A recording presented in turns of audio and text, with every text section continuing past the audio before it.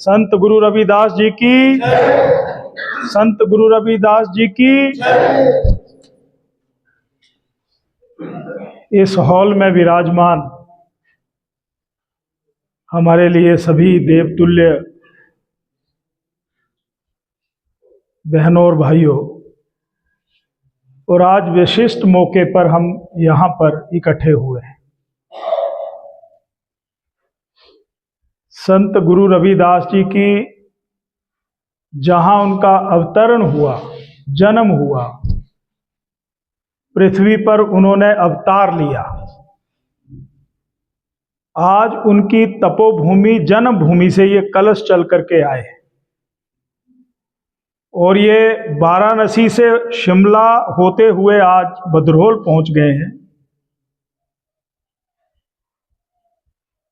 यानी हमारा संतों के प्रति, हमारा गुरुओं के प्रति उनके जो संदेश हैं,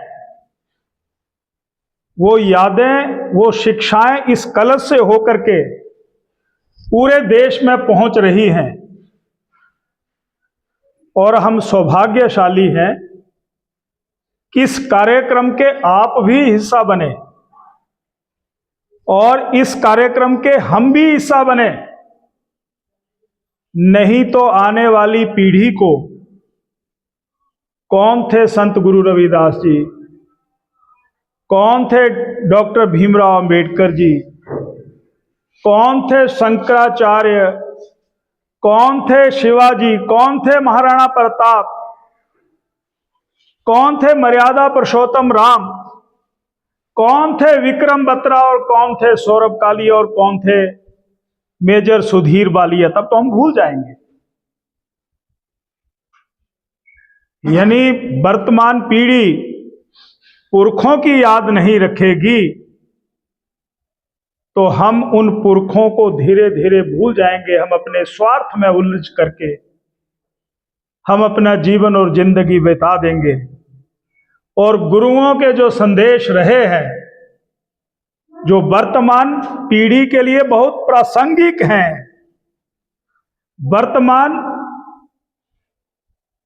पीढ़ी के साथ साथ युवा अवस्था में रहने वाले यहां पहुंचाया, उनके चरणों में मैं अपने आप को वंदन करता हूं। करना पड़ेगा, करना चाहिए। इतना बड़ा देश और पूरे देश में शिरोमणि संत गुरु रविदास जी की शिक्षाओं को अगर हम अपने जीवन में उतार नहीं सकते तो कलश के माध्यम से जिनका पूजन यहां पर हुआ, उनके जीवन चरित्र को अपने जीवन में समरसता के रूप में, हम समरस हैं, एकात्म हैं, अस्पृश्यता की भावना नहीं, जाति से नहीं कर्म से व्यक्ति बड़ा होता है। कर्म अगर बहुत खराब हो और व्यक्ति की जाति बहुत ऊंची हो तो वो कर्महीन जाति से भी कष्टदायक होता है। यही संदेश दिया है संत गुरु रविदास जी ने कि मुझे किसी एक जाति में बांध करके मत रखना, मैं संपूर्ण समाज का हूं। वो भगवान का एक रूप थे। भगवान की आशीर्वाद की किरणें जन्म होते ही उन पर पड़ी और उन्होंने समाज को बहुत बड़े शिरोमणि के रूप में नहीं, अपने कर्म के बलबूते पर उन्होंने समाज में समरस लाने का प्रयास किया। इस कलश में अमीचंद जी वहां की मिट्टी है, मिट्टी से, और दो कलशों में क्या है? उनमें मिट्टी डाली, कम डाली थी, लेकिन वहां से कलश बन के था, लेकिन हमने जैसे फूल लेकर इस कलश में डाल दिए। यानी जहां पर शिरोमणि जी का अवतरण हुआ है वहां से मिट्टी आई हुई है और पूरे देश में ये मिट्टी जगह जगह जा रही है। और जहां पर संत गुरु रविदास जी के मंदिर हैं वहां पर इनको बहुत संभाल करके रखा गया है।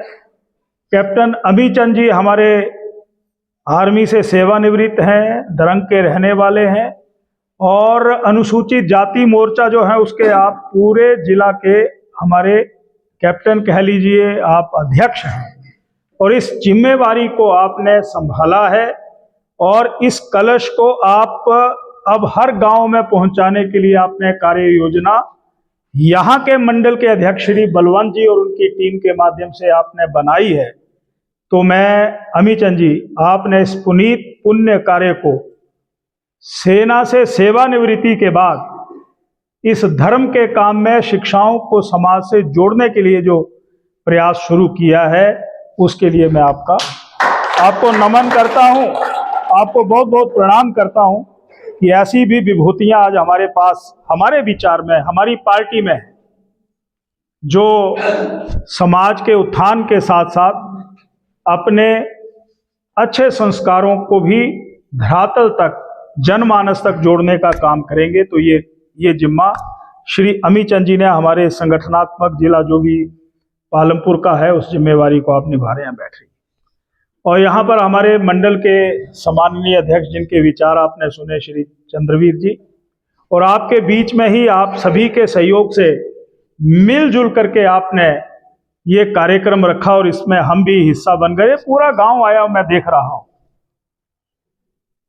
तो ऐसे श्रीमान हरिदत्त शर्मा जी, हमारे भाई संजीव द्रवाल जी और श्रीमान राजकुमार जी जो हमारे महामंत्री हैं, यहाँ के हमारे श्री कश्मीर सिंह जी जो पोलिंग बूथ के हमारे अध्यक्ष हैं, यहाँ श्रीमान जगदेव जी, श्रीमान उद्धम जी, यहाँ की सम्माननीय प्रधान जिन्होंने आप सभी का सम्मान किया, श्रीमान उप प्रधान महोदय और श्रीमान बलवंत जी, प्रदीप जी, बहुत सारे साथियों को मैं जानता हूँ, नाम से भी जानता हूँ।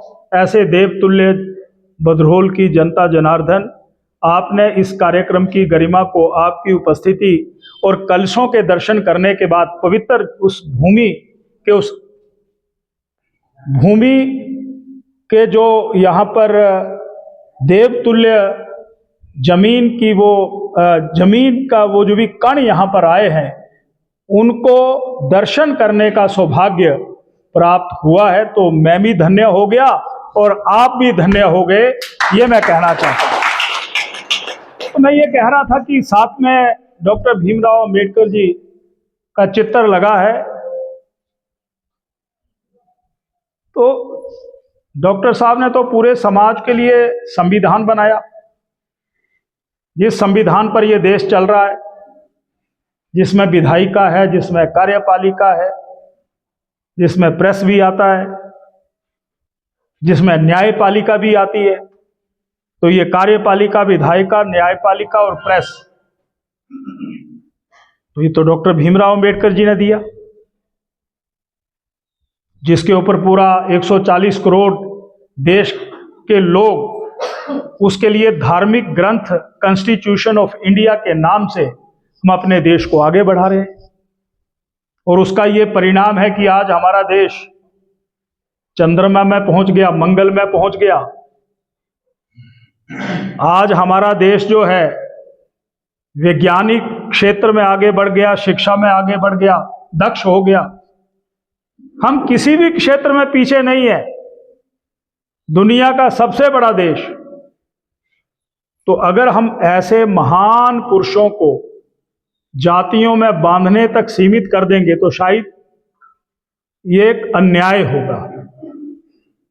ये हमारे लिए पूजनीय है, ये हमारे लिए आजीवन श्रद्धा का केंद्र रहेंगे, क्योंकि आज आजादी के बाद 80वें स्वतंत्रता दिवस के मौके पर जब पूरा देश झूम रहा था, तो उस समय महान पुरुषों को याद ना करना ये गलती हो सकती थी। हर महान पुरुषों को याद करने का वो समय था, क्रांति वीरों को याद करने का वो समय था, डॉक्टर भीमराव अंबेडकर जी को याद करने का वो समय था। इसीलिए आज हम यहाँ पर जो इकट्ठे हुए हैं, मुझे इतना ही कहना है, जिंदगी में जिंदगियां खप जाती हैं, समाप्त हो जाती हैं, पर काम ना घर के खत्म होते हैं, ना समाज के खत्म होते हैं। और एक नेक नियत से हम मिल करके हर गांव का हर व्यक्ति मिल करके हम आगे बढ़ेंगे, यही संकल्प हम लेते हैं। और श्री नरेंद्र मोदी जी ने, मैं बोल रहा हूं कि गुरुओं का सम्मान कौन करता है? वोट की राजनीति के आधार पर, जाति के आधार पर, धर्म के आधार पर बांटने की प्रयास हमेशा होते रहे। 5 तीर्थ किसने बनाए? डॉक्टर भीमराव अंबेडकर मऊ मध्य प्रदेश में पैदा हुए, वहां पर एक तीर्थ स्थल बनाया गया है।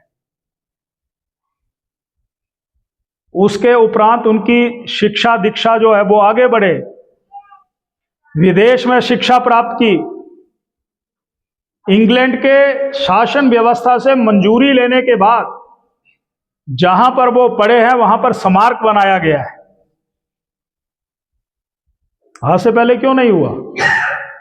भारत रत्न 1990 में ही क्यों मिला? इससे पहले क्यों नहीं मिला?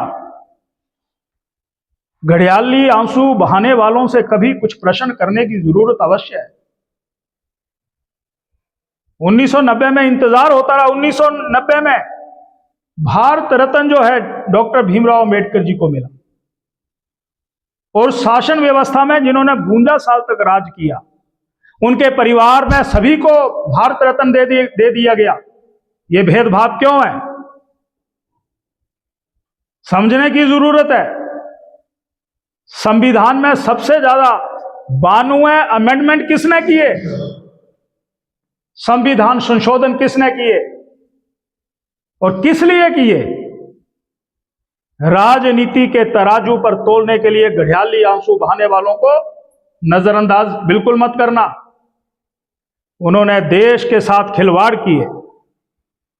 तो मैं ये 5 तीर्थ की बात कर रहा था कि इंग्लैंड में स्मारक बनाया गया, मऊ में स्मारक बनाया गया, नागपुर में स्मारक बनाया गया, दिल्ली में स्मारक बनाया गया। किस लिए? ऐसी महान विभूतियों को आने वाली पीढ़ी जरूर याद रखे। हम रहें ना रहें, ये देश जिंदा रहना चाहिए। तो यही पृष्ठभूमि गुरुओं का सम्मान, मान और सम्मान। कुंभ होते हैं। कुंभ क्या है? हमारी आस्था जुड़ी है, उसमें जाति की आस्था नहीं है, हिंदू धर्म की आस्था है। हम उसमें जाते हैं। उस जल और उस गंगा जल में हम ये नहीं देखते कि कौन किस जाति से है। उसमें डुबकी लगाने के बाद गंगा मैया से हम आशीर्वाद लेते हैं कि सब कुछ अच्छा रखना। ये जाति व्यवस्था जिन्होंने 52 साल तक इस देश पर राज किया है, उसने गहरी खाइयां खोदने का काम किया है। पर आज की व्यवस्था में जो शासन व्यवस्था केंद्र में है, उन्होंने देश को एक सूत्र में पिरोने का काम शुरू किया है। और ये सबसे बड़ा इस सदी में ये सबसे महत्वपूर्ण प्रयास रहेगा कि गुरुओं का सम्मान अगर किसी ने किया तो वो वर्तमान व्यवस्था श्री नरेंद्र मोदी जी ने किया। और उन्होंने संत गुरु रविदास जी की तपोस्थली से ये ईश्वर के रूप में जो मिट्टी है वो गांव गांव तक प्रेरणा के रूप में पहुंचा दी। और आप भी इसके हिस्सा बने हैं। वाराणसी आप नहीं जा पाए, पर वाराणसी के गुरु जी का वो तपोभूमि का कुछ अंश आपके बदरौल में पहुंच गया। आप नमन करके उनसे अवश्य आशीर्वाद लें, ये मैं निवेदन करना चाहता हूं। और आज ये कलश यात्रा निकाली गई, हम इसका हिस्सा बने हैं और इस कलश का हर दिन पूजन होता है। ये कार्यक्रम लगभग 4-5 महीने चलने वाला है। 30 फरवरी 2027 तक चलने वाला है। इस प्रकार की यात्राएं पूरे देश में निकल रही है। आज बदरौल में है, कुछ दिनों के बाद हम किसी और पंचायत में जाएंगे, लोगों को के साथ बैठ करके बातचीत करेंगे। तो आप यहाँ पर आए। कुछ परिचय हमारे अध्यक्ष महोदय ने अपने पंचायत के उप प्रधान दिनेश के बारे में भी किया। तो हमारे प्रधान कुरल के श्री रमन जी भी इस कार्यक्रम के हिस्सा बने हैं। और भी जनप्रतिनिधि यहाँ पर आए होंगे। तो मैं आपका, महिला मंडल की बहनों का, शुभ चिंतकों का, पार्टी के समर्थकों का और इस अभियान में मन से जो जुड़े हैं उन सभी का अपनी ओर से मन से उनका सत्कार करता हूं और यही गुरुओं के चरणों में निवेदन करता हूं कि हमारा ये समाज उन कुरीतियों से, जिनको कुछ लोगों ने अपने स्वार्थ के लिए बांटने की चेष्टा की है, उनको भगवान सद्बुद्धि दे और ये समाज मिल करके आगे बढ़े, ताकि हमारा ये गांव, हमारी पंचायत और राष्ट्र और मजबूत हो। तो आप सभी यहाँ पर आए, आयोजकों का विशेष रूप से बहुत बहुत आभार, धन्यवाद। जय हिंद। बहुत बहुत